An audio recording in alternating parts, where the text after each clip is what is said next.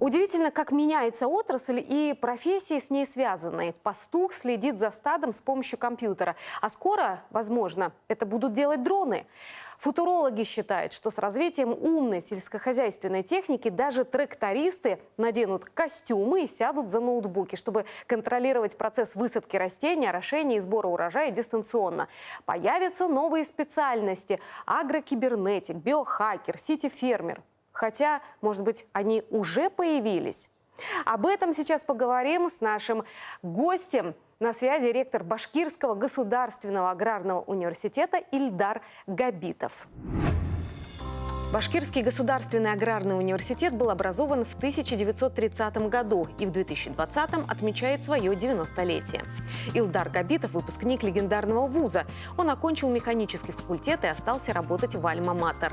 В 2008 году был избран на пост ректора. Главным в работе Ильдар Габитов считает профессионализм, уважение к человеку и готовность решать новые задачи.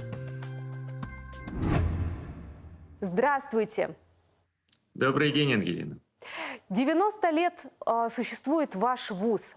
Скажите, пожалуйста, вот как изменились специальности, которые получают в университете студенты, за эти годы? Спасибо, Ангелина, за вопрос. Дело в том, что у нас ведь как? За историю развития цивилизации приходило и уходило в небытие много профессий. Но вот профессия человека, который работает на земле, хлебороба, она была, есть и будет всегда.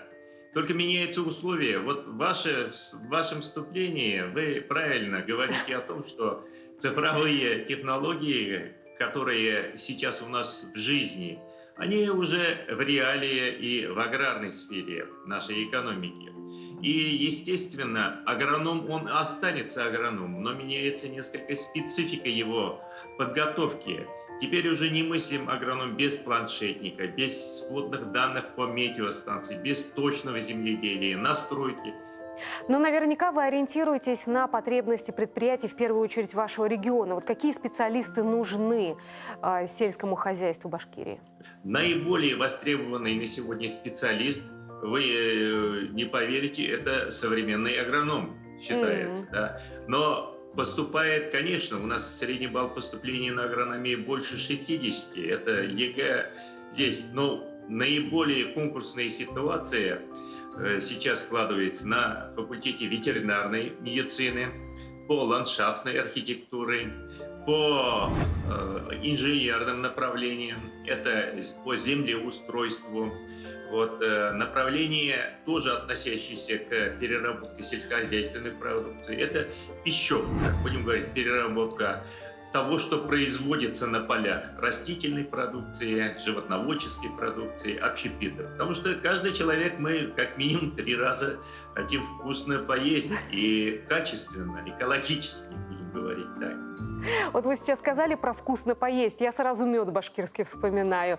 А есть у вас какая-нибудь кафедра, которая пчеловодством занимается и готовит Конечно пчеловодов? же, наш исторический, в свое время в Советском Союзе было всего лишь 3-4 вуза, в которых готовили кадры для пчеловодства. И у нас традиции очень серьезные, сильные. Мы готовили кадры по пчеловодству. И Вьетнам, Афганистан, Япония, Венгрия, Германия. То есть наша кафедра имеет богатую историю. Вообще-то мы являемся разработчиком стандарта подготовки по Российской Федерации, стандарта подготовки зоотехники по профилю пчеловод. В этом отношении у нас кафедра есть. И на следующий год у нас будет республике Апимондия. Это мировой конгресс пчеловодов. Мы тоже готовимся, и наша кафедра, наш университет является базовой площадкой. В чем еще вы являетесь новаторами? Вот ваш вуз все-таки старейшее учебное заведение. Вы понимаете, у нас на каждом направлении можно отметить свои, конечно же, преимущества. У нас есть собственные сорта пшеницы, кукурузы, кормовых культур. Вот мы по линии Министерства сельского хозяйства Российской Федерации являемся одним из вузов, где участвуем в комплексно-целевой программе по развитию семеноводства картофеля. Вот эти вот направления. Я считаю, что в нашем университете инженерная подготовка на высочайшем уровне. По ветеринарной медицине мы тоже находимся очень серьезно впереди. Мы в пятерке вузов Российской Федерации, вот, аграрных вузов 55, 54 в России. Вот мы 5 вузов получаем сертификат по международной подготовке ветеринарных специалистов. Ну вот сегодня, как мне кажется, когда мы говорим про сельское хозяйство, мы все-таки говорим больше уже про бизнес. И кого вы выпускаете? Бизнесменов? Угу. Вы совершенно правы. Сейчас наше аграрное производство, оно не нацелено на просто повышение урожайности.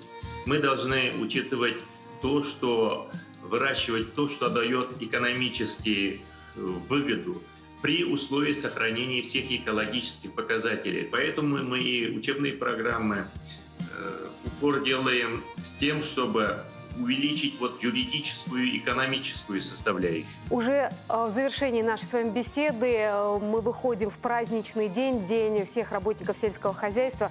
Я думаю, что нашим телезрителям, всем причастным будет приятно услышать от вас поздравления.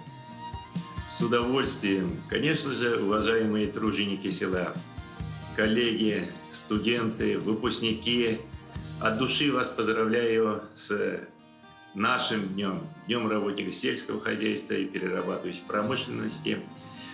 Вы самые лучшие, потому что те люди, которые заботятся о доброй пище, о селе, о духе народа, я думаю, они заслуживают всяческих похвал и всяческого уважения. Низкий вам поклон, дорогие труженики села. Здоровья вам, благополучия, всего самого лучшего.